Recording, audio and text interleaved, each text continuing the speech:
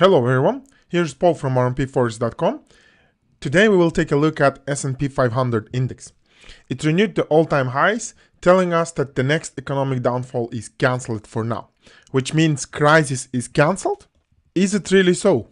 I will share with you one key reference point based on Masterforex-V Technical analysis, and I will show you how I personally used this move to earn some money and how can you do the same. Stay tuned.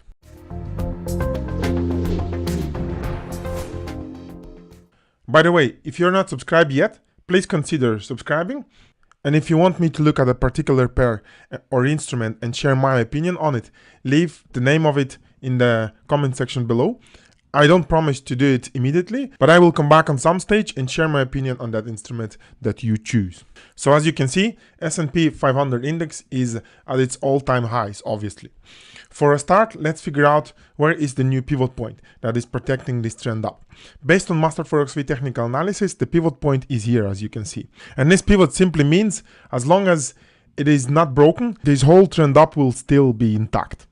Means once we break through that pivot point, S&P 500 will lay down into a long stagnation period, or a flat phase, if you will. If you take a look in history, you will find a flat phase between the year 2000 and approximately 2012. So we had a flat range of about 10 years. And in approximately 2012, we realized that S&P 500 renewed its all-time highs, and we are now again in a trend up. Predicting where the market will go, it is not my job. But using the same logic, I'm expecting that once we break through this pivot here, S&P 500 index will be stuck in a flat range for about 5 years, at least, I would say. And for me, a long time flat range is just what I need. And here is why. One of the tools that I use to achieve my financial freedom is a widely diversified dividend portfolio.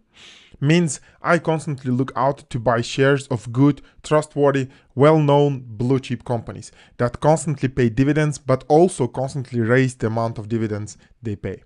To choose the right companies for me, I use a set of filters. I will share with you just a couple of them. Maybe in some other videos I will give you some more details on this. But here are just a couple of filters that I use. The first and number one is the company has to pay at least 4% of dividend yield. Now, some good companies have 3.5, 3.7% dividend yield, and some people asking me, Paul, what are you doing with those companies? So I just keep them in my watch list, but when I'm placing my purchase order, it has to be a minimum of 4%. The next filter, company has to have a track record of constantly increasing dividends.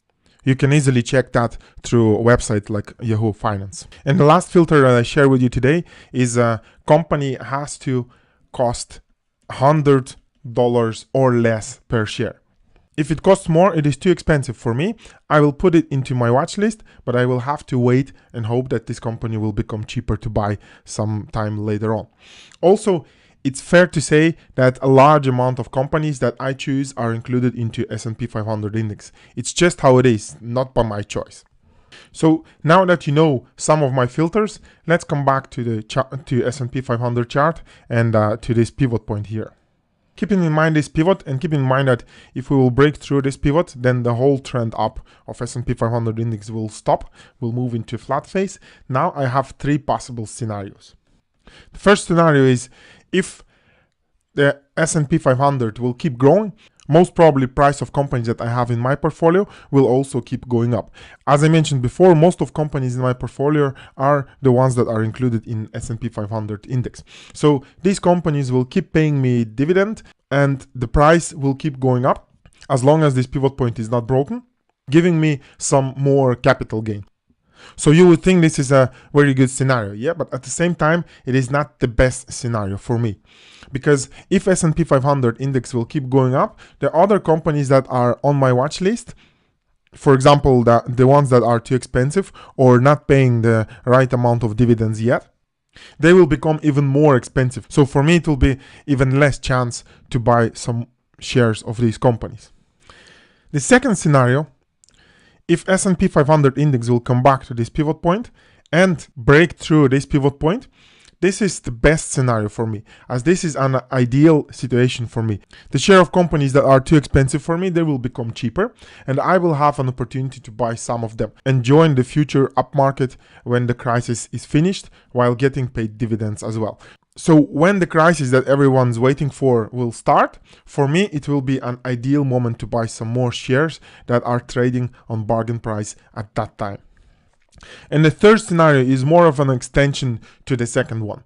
Once we will break through this pivot point, as I mentioned earlier, if you take a look at years 2000 through to 2010, you will see a flat range of 10 years. So once we'll break through this pivot point, there is a high chance that we will get stuck in a flat range for at least 5 years.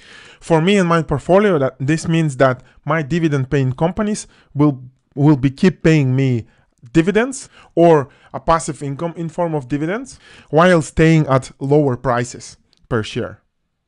So each time when we'll come back to the lower border of that flat range, I'll have some more opportunities to buy some more shares and of companies, of those blue chip proven companies that are too expensive for me at the moment. And in addition to that, the snowball effect will start to kick in, as my received dividends are immediately reinvested, creating a compounding effect. So based on this logic, I cannot wait until crisis will start. So guys, this is how I use the S&P 500 index. I hope this will give you some thoughts and new ideas. Let me know what you think in the comment section below. Are you waiting for a crisis to come, same as me? Or you're just keep buying no matter what? I will be glad to hear your opinion on this in the comment section below. If you are not subscribed to this channel yet, here's the button for you. I invite you to subscribe, and I will chat to you in the next video.